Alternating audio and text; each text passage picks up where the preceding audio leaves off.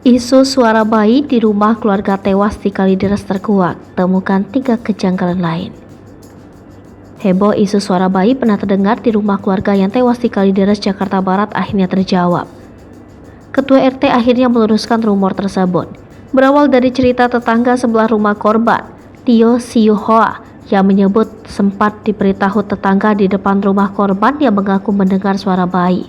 Setelah melihat berita polisi menemukan bedak bayi, Tio teringat lagi akan cerita tersebut.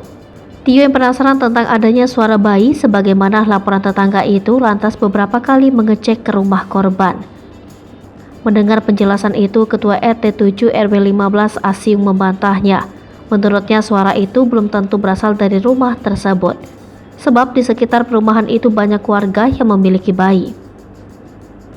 Dalam olah TKP awal, terkuak polisi menemukan banyak bedak bayi yang baru dibeli di rumah sekeluarga yang tewas misterius itu.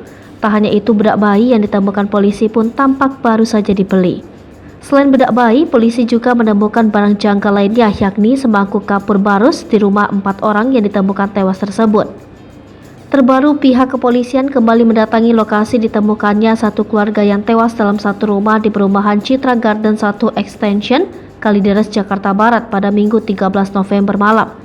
Mereka datang menggelar olah TKP ulang untuk mencari bukti material tambahan atau petunjuk tambahan terkait peristiwa ini. Menurut Direktorat Reserse Kriminal Umum Polda Metro Jaya, Kombes Hengki Haryadi, pihaknya menemukan barang bukti baru. Barang bukti baru itu nantinya sebagai bahan penelitian untuk mengetahui kapan korban makan.